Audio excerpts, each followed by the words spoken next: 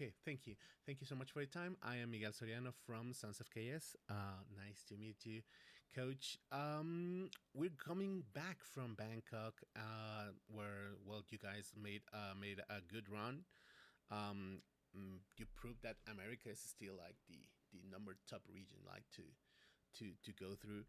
And even though the results at the end didn't like favored the team, what would be like your personal take on what happened on Bangkok? What did you like on what you saw on the team, and what was something that you said, okay, you know what, we need to change this? Yeah, I think we were, we didn't, don't ever plan to make an international event, and we got top two in Americas and made Bangkok after a tough off season. It's very Yeah, exciting. We're a group that are very hard on ourselves.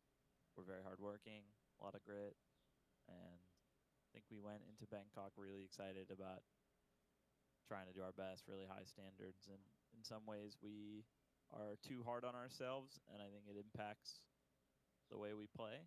And we walked away thinking, could we have enjoyed that more? Could we have enjoyed our time on stage more? Can we work on finding a balance between being very hardworking and working smarter, not harder, yeah, right? Like what could we do differently to make sure we mesh more on stage, to make sure we're playing the game more fundamentally correctly, and kind of just finding the balance between all that is something that's difficult, and it's especially difficult on Sentinels when there's so much pressure. And yeah.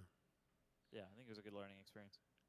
Yeah, I do remember you were talking in like one of the press conferences after the game that basically it was hard for the teams that went into an international stage because you had less time to prepare, less times to get some rest, because there was a new agent in incoming, there was a new map pool developing, and somehow like winning the event wasn't necessarily that good for like the team, because it basically meant that you had less time to recover from the traveling, the jet lag, and everything.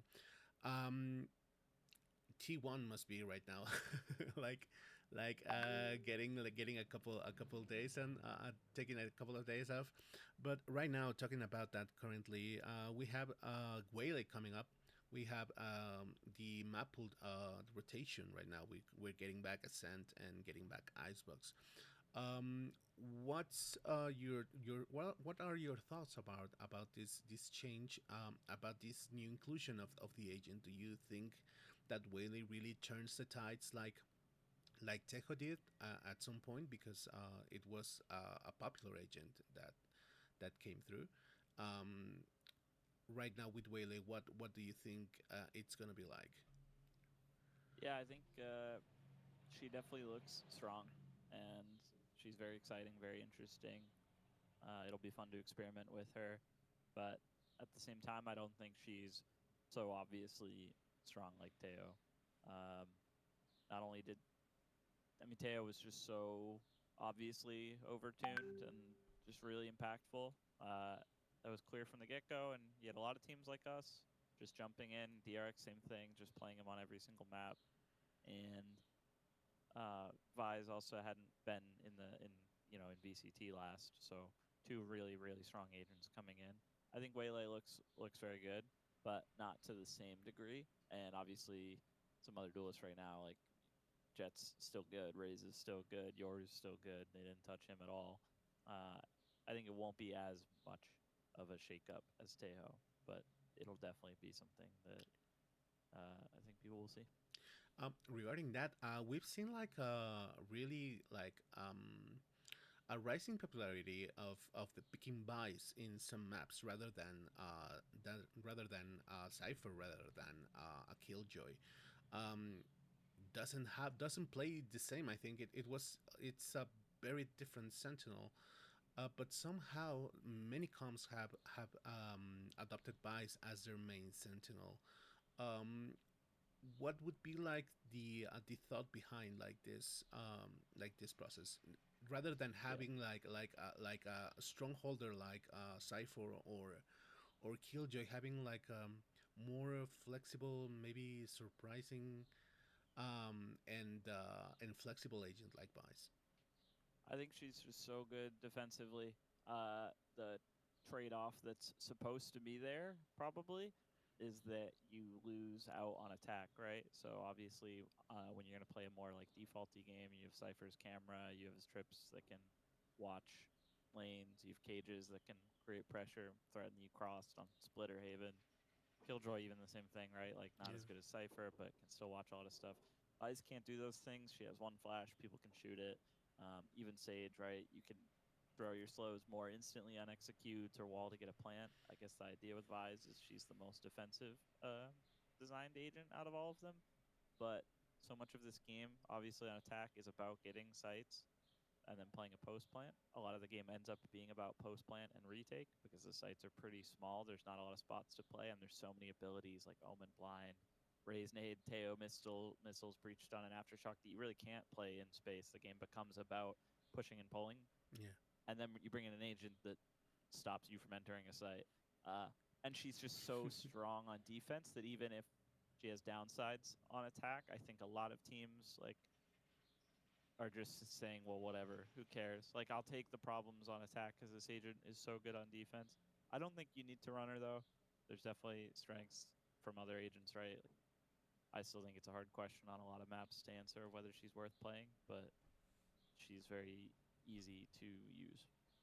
Yeah, yeah, we've seen that many great plays like from Vice, and it was like a little bit strange because yeah, she wasn't like that popular at the beginning, but then we all saw like a search of big rate Yeah. and well, changing the subject about this, we've started this year with a new roster. We started the year with two new faces. We said our farewells to Tense and Sassy, sadly.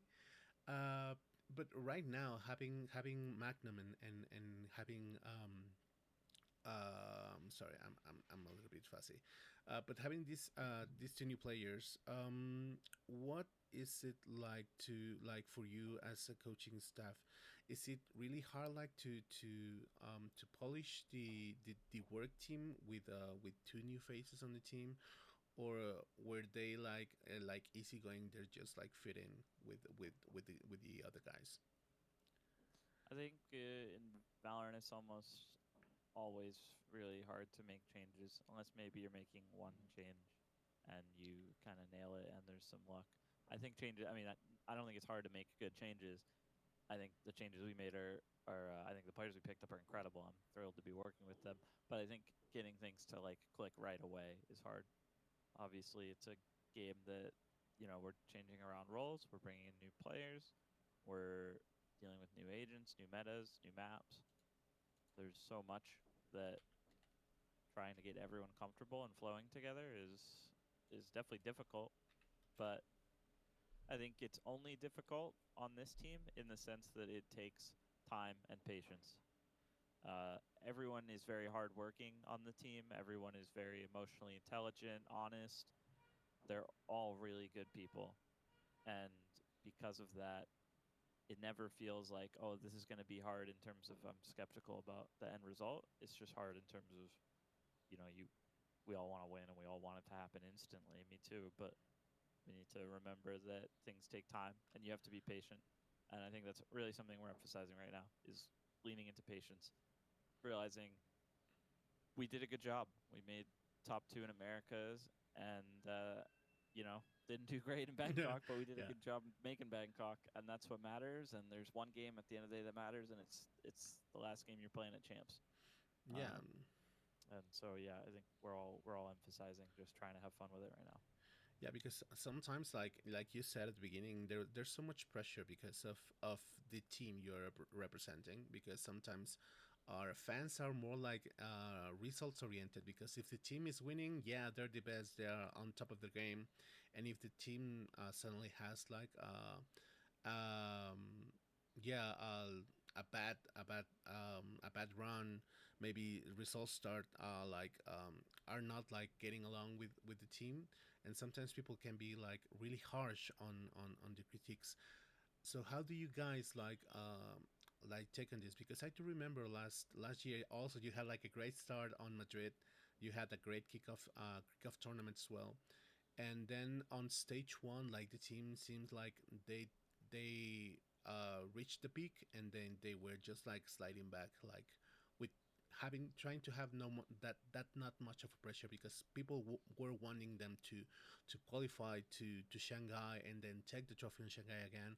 But sometimes the pressure and the amount of work that you guys put into what you do, it's astonishing. I mean, it's like really really really big.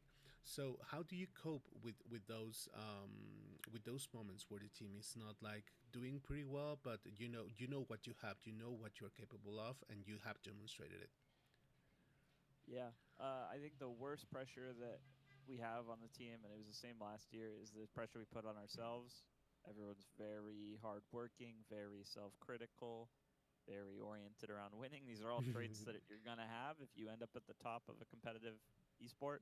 Um, so how do we control that with ourselves? We talk about it, have a lot of conversations about it as a team, um, manage our own expectations, create our own narratives, work those things out together. I think if we're a team and we take all our pressures and we put them together, we take our narrative and put it together, expectations get on the same page, it's very easy to control that. In terms of the outside pressure, people often ask how we deal with the fan pressure. Obviously, Sentinel is a very popular org, and there's so much online. Every time we win, there's a lot of Yeah. happiness, and every time we lose, there's a lot of pressure and sometimes hatred. But Yeah.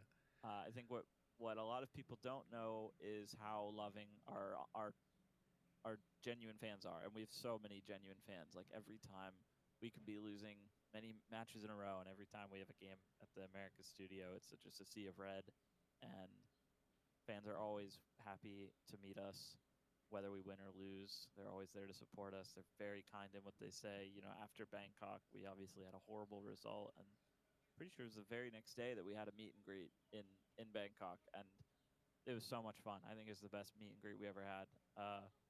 Sentinels fans are so loving and so supportive, and it's easy for, I think, people online to think the only stuff we see is what we see online, but like the love and support we get from our fans in person really helps balance things out after a tough loss.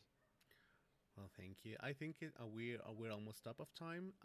But yeah, just to emphasize a little bit on this topic, you have like a really huge fan base here in Latin America. Sentinels is one of the most beloved teams here. I have Awesome. a couple of friends that are like really all Sentinels. Um, do you have like any words for the fans here in Latin America supporting the team?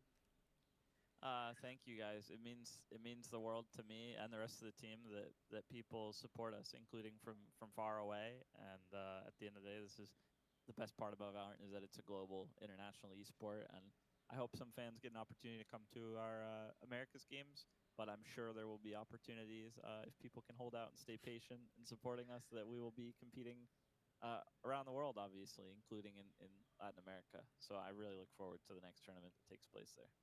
Okay, well, thank you, Coach. Thank you for your time, and best of luck on this stage one. Thank you very Thank you. much. Thank you. Bye bye. Somos guerreros en la guerra, vamos a luchar. Con nuestras teclas la victoria alcanzar. Promoción y estrategia del mundo.